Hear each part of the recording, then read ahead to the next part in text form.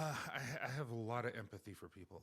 I have a lot of understanding and a lot of love for people. Mm-hmm. I lost my job in 2012, and I used to judge people all the time on food stamps. I hated it. Like, I hate that I was that way. Yeah. And then I was on food stamps.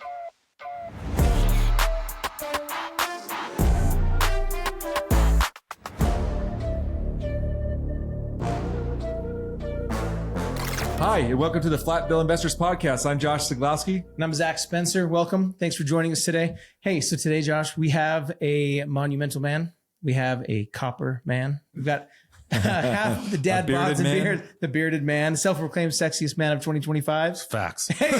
Self-proclaimed. We've got Tyson Allred. Hey, thanks so much for being on, man. Love thanks for having me. Yeah. We like I said, we've already had your other half. Did he cry? Podcast. No, he didn't cry on our podcast. I don't know what we did wrong. You did something wrong. We did something wrong. We did something wrong because Logan did not cry. I think he got a little teary though, but I think it was when we were finally. I think you're talking about his wife, actually. When you talked about his wife. You shared that on Instagram. Yeah. I really like that. So he did get a little teary now that I think about it. But his wife's amazing. We're going to make you cry today. How about that? I doubt it.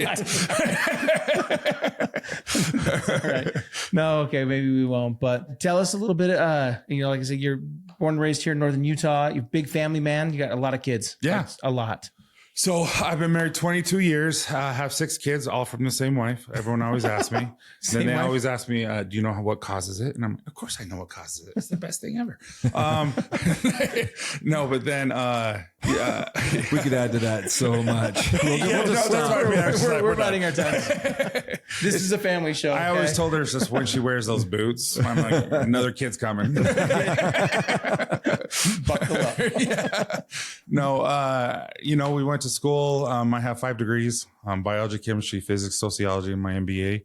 Oh, you're not kidding. 5 degrees. Uh-huh. Wow. And, smart man. Yeah. Yeah. Yeah. And so I went traveling a lot for a company and where I taught and trained about minerals. Mm-hmm. And used my degree like that. And then I then I went and trained for safety for scientific world for Intel, all that kind of stuff. Are you allowed to tell what your job is now? I know what it is on base. They asked me not to. Okay, there you go. Just, and so, and then I do a lot up there.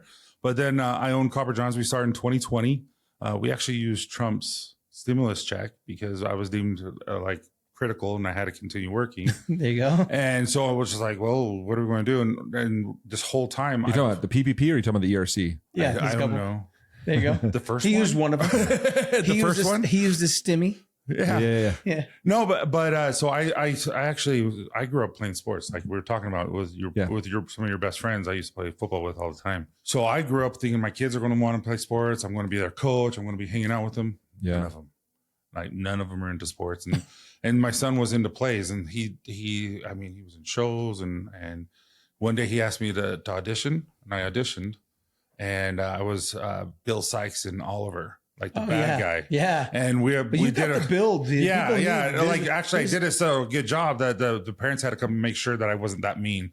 It was kind of funny, but I never had to grow a beard before. And so come to find out, I'm allergic to a lot of the stuff that you find in stores. Okay. And so I thought, I have a degree. I can figure this out. And I did. And people started loving it. I loved it. And then the COVID hit. And we've always wanted to kind of run our own thing. I felt like we would succeed in running a business. And so we started Copper Johns, and then I met Logan, who you guys have already met through a beard competition through TikTok. We kind of met each other. That is so funny. For reals, a beard competition? Uh-huh. Nice. Well, Corey probably would beat both of you guys. Dude, Corey would destroy us. But we're in different categories. But yeah, we met that way and we connected. And at Copper Johns, we have a YouTube channel and we have 200,000+. And so I'd like to take people who listen on a regular, and I like to have a thing called Copper Lodge on Saturdays where I interview them and we get to cheer for them and we get to root for them and support their cause. And I had Logan on. And people are like, holy crap, you two are like best friends. You guys need to do a podcast. And no way. Yeah. What year was this? Just shortly after pandemic? Probably 22. Okay. And you said, when did you start Copper Johns? 20. Okay. So we just decided to start. Your guys' chemistry is awesome. Yeah. Well, we connect. Like, it's weird to I was actually talking to my son who's we were just talking about like one of his friends got married and he misses his friend. I'm like, dude, this is what happens. Yeah. I'm like, I didn't have a friend besides your mom until I was like 43. I'm like, this is how it was. But anyway, we started Dad Bods and we didn't know what we want to talk about. Just that we're just going to talk about it. And it got serious really fast. Yeah.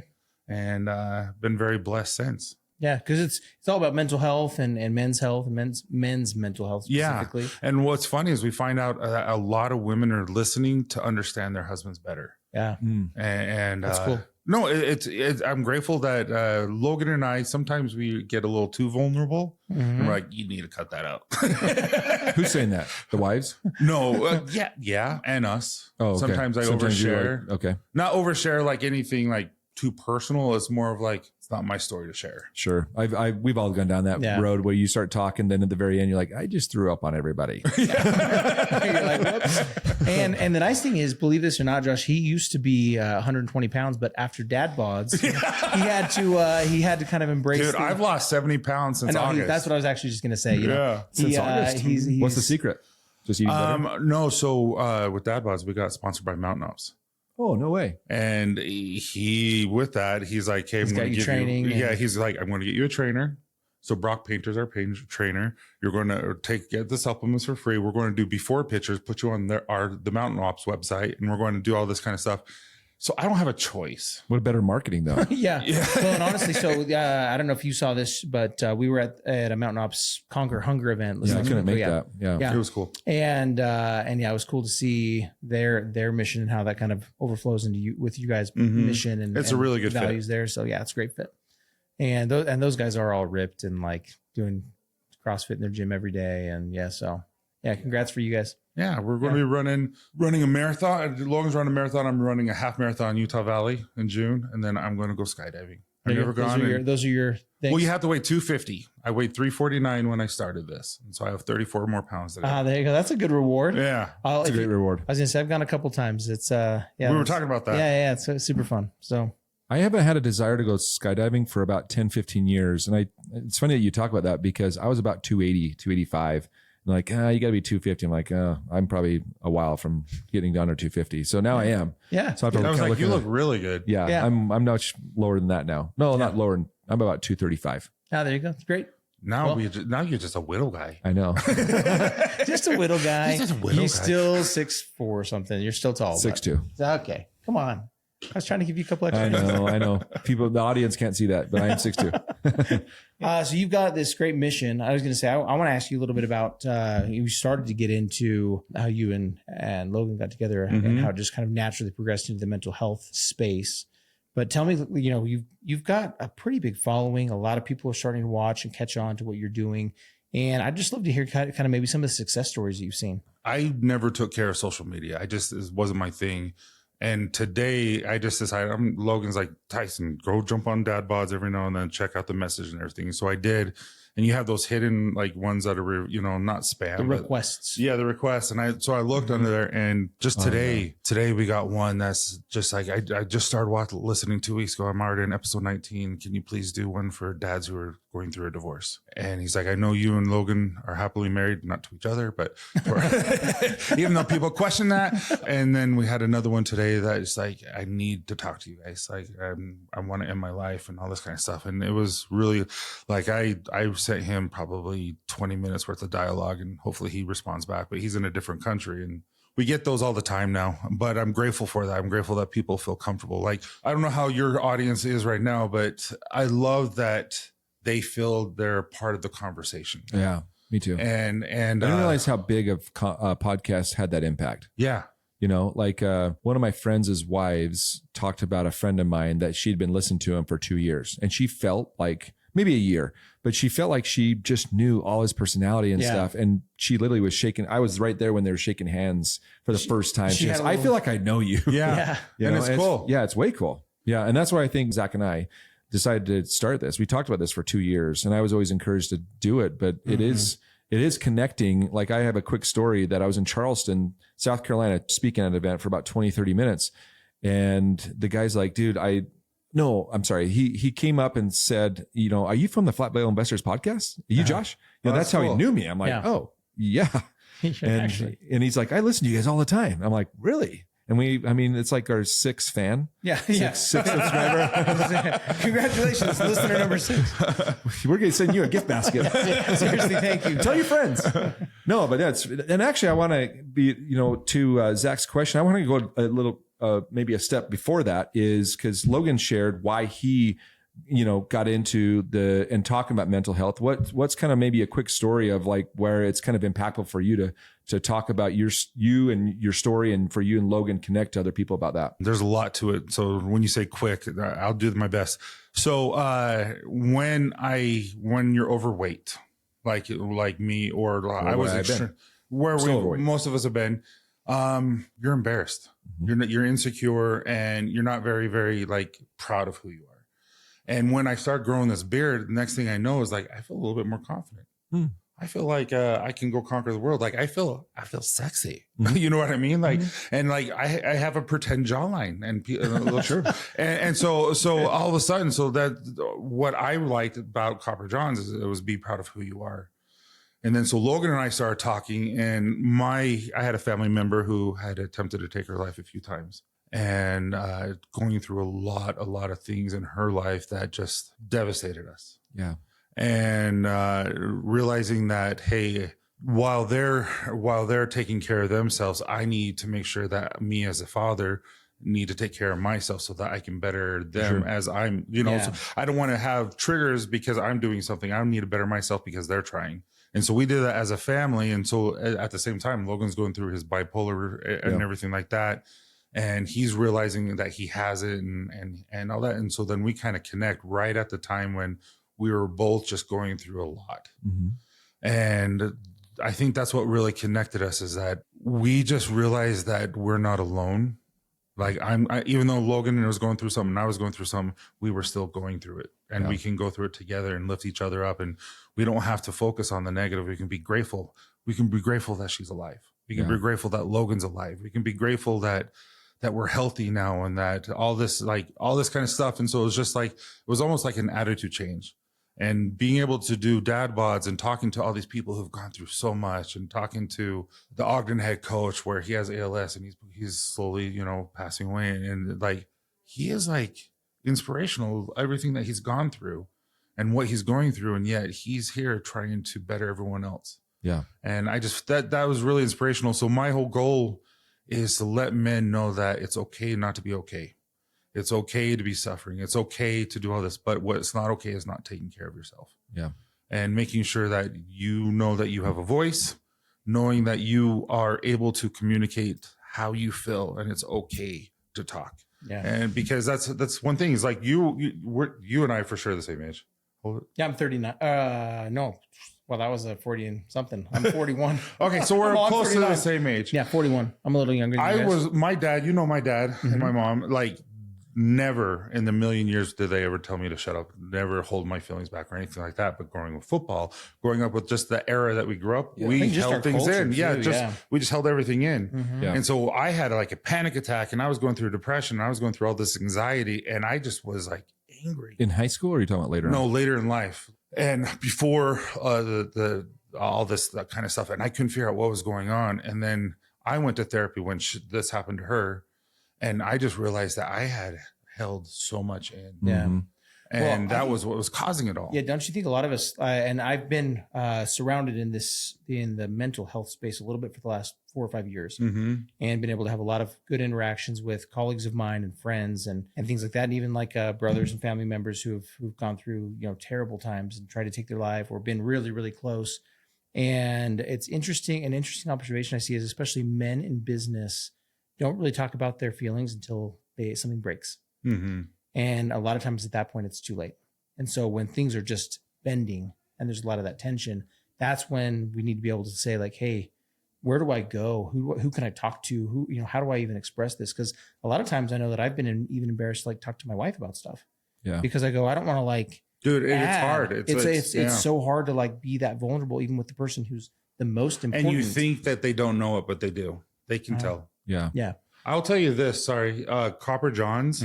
I would tell you, to be honest with you, I wouldn't say it saved my marriage, but it helped my marriage so much, because during that time when my daughter was in the hospital and suffering, and we weren't able to visit her because she had to take care of herself, we were forced, because of orders, to be in the same room at the same time to talk about it. And so we could not ignore anything. And so I learned how to communicate a lot better with her because of that. Yeah, that's actually kind of maybe a little silver lining there, but for sure. Yeah, that's crazy. And so anyway, I just think, like, even thinking about what your mission is and the good you're able to do, it's really inspirational for me. And I think for anybody listening, to be able to say, okay, like, there are things I want to talk about. Like, what are some, like, outlets? Like, what would you suggest if somebody's listening right now and they're like, man, I don't even know where to turn or who to talk to or something? Like, what would be a suggestion? Maybe not exact advice, but yeah. So tips? there, if you go online and Google just like groups, there are groups everywhere that are for free. You don't have to have therapy. However, if you want therapy and you can't afford it, there's places like Nerd HQ. Zachary Levi, he created this. Is that kind of like BetterHelp? Yes, but this is going to be free. So basically, it's all through donations, and they will give you a year. They'll buy you a year, basically contract with a psychologist and therapist, and be able to work through your problem. Yeah, I saw nationwide. Yeah, that's cool. awesome. It's called Nerd HQ. Some of your social media about you guys meeting with him. That seemed like it was pretty cool. Yeah, they always say you don't want to meet your idols. So when I had like, I still suffer from depression and anxiety and stuff like that, but I'm a lot better. Like, I know what's going on, so I can cope with it better. But at the time, I had no idea. And when you have depression and stuff like that, you like the same thing over and over. You like things that are familiar to you. And Chuck was that for me. And so I went, it was really good though. Right? Yeah. And I was talking to him about that. And I told him, I'm like, it's actually Chuck in Twilight. And he thought it was funny, because he's like, I've never seen Twilight. I'm like, you need to. But he was better in person than I thought he was going to be. That's awesome. Yeah. We always laugh because we didn't realize that the girl on Chuck, that she was Australian.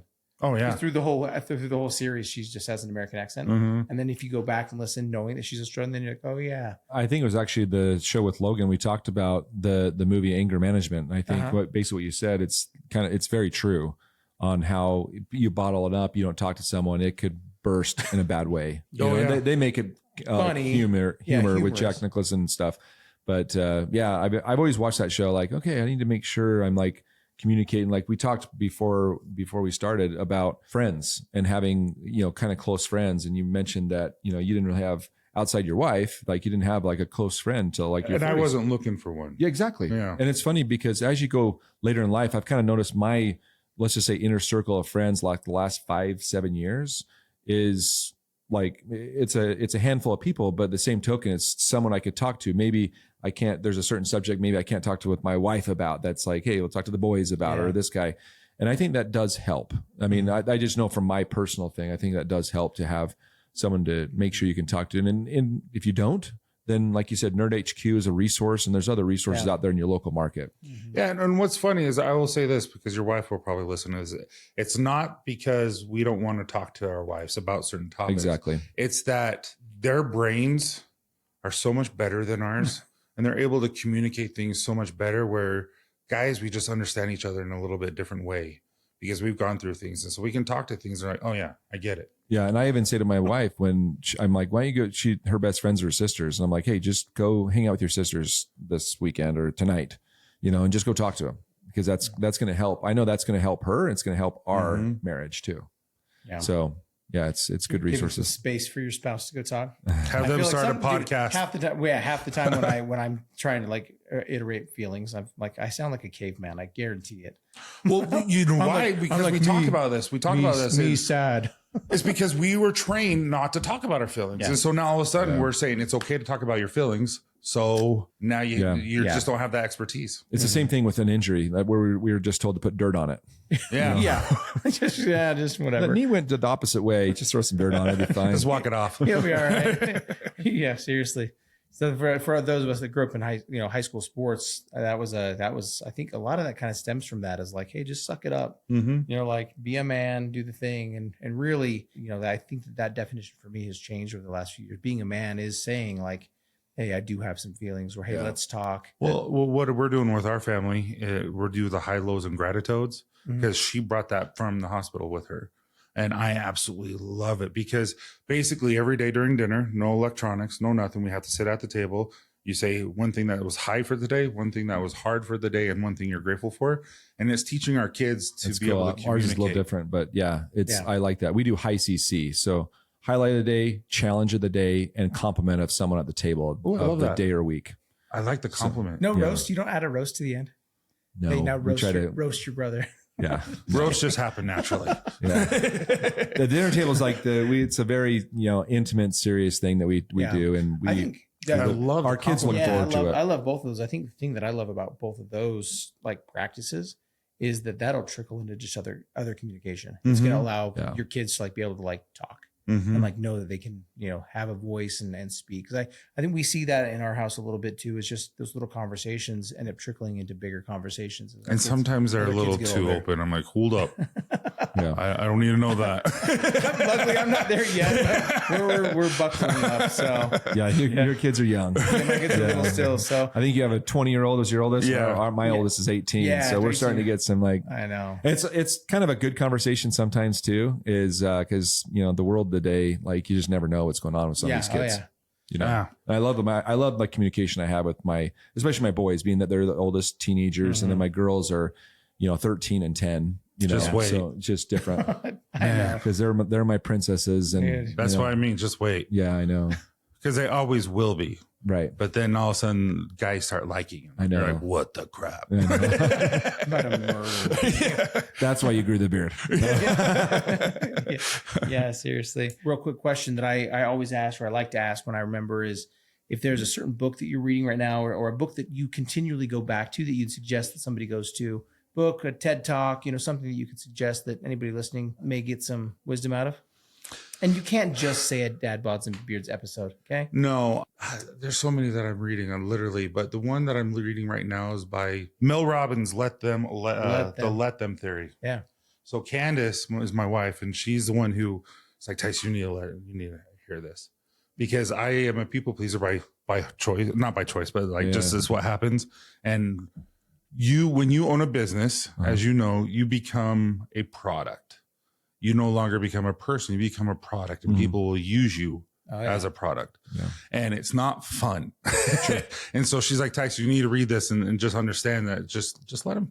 Doesn't mean, all this kind of stuff. You're not in control of him. My one superpower is that, like I told you a little bit, is I would say I have a lot of empathy for people. I have a lot of understanding and a lot of love for people. I lost my job in 2012, and I used to judge people all the time on food stamps. I hated it. Like, I hate that I was that way. Yeah. And then I was on food stamps, and I realized that because I was too. And you get to a point. I mean, I grew up with it, meaning my parents had us on food stamps. So I was kind of used to it, going to Deseret, being here in Utah, getting, stuff from the Bishop's Storehouse, all that stuff. I used to do all that. So I was kind of used to it. And then, then I'm kind of back at the point I pushed against it for a long time because no, there's no way. But then here's the thing. It's not for me. Not just for me. It's for my family. So I'm withdrawing stuff from my family, and that's not fair to them. You know what I mean? And when we're struggling. Yep. Well, and what's funny is then I got a job, a well-paying job, and I'm like, K-State, I don't need it anymore. Well, you have to have it for 6 more months. Well, can you give it to someone else? No, it goes to your card. Yeah. And I'm just like, well, shoot. And so as I've grown through my life, I used to teach sociology in college. And as I was teaching sociology, the more people I realized are going through so many different things. Who am I to judge? And so I've learned really that, like, I got chills. Like, I love people genuinely. Like, I just want the best for them. And so I feel like that's my superpower. I've gone through some, let's just say, crap. And because of that, I've became more empathetic for people and in general as well, and no judgment as well. But I feel like myself, I got stronger because I went through that crap, you know? Yeah. And so it made me more empathetic. And I'm glad I went through that stuff in order to be more empathetic, because I don't know if I didn't go through it where I'd be today. I'm sorry. I have one more thing. You can cut this. Wait, are you crying? Out. No, I'm just kidding. So, have you heard this talk? I can't remember who it was, but it's a church, a religious leader. Mm-hmm. Okay. And so he was driving It's one Sunday morning, going to church services, and he rear ends someone. Oh, I don't know. Okay. And the guy comes out, walks out, and there is zero damage on the car, but the guy just cusses him out. The religious leader just And the religious leader all of a sudden is like, dude, I hate this guy. Like, what the crap? What's going on? Why would you treat me like this? Anyway, come back about 2-3 months later, the religious leader speaking in his congregation. And afterwards, the guy comes up and says, I'm so sorry that I acted like that. I just left the hospital. My wife had just died and I had to go tell their kids. Yeah. And right then and there, he's like, right then and there, I had so much love where there was so much hate and so much anger. It's like, I had so much love for him. And so that's what I tried to do, is just realize that just love. We all go through things, and who am I to judge? For sure. Yeah. Sorry. I love it. No. This is great. This is great stuff. So, listen, we honestly love you, man, and appreciate you being on, and love all that you're doing and the good that you're doing in the world, and appreciate you spending some time with us today. Appreciate it. Yeah. You too, guys. Yeah. Well, until next week, invest in your future. Invest in yourself. This is the Flat Bill Investors Podcast, signing off.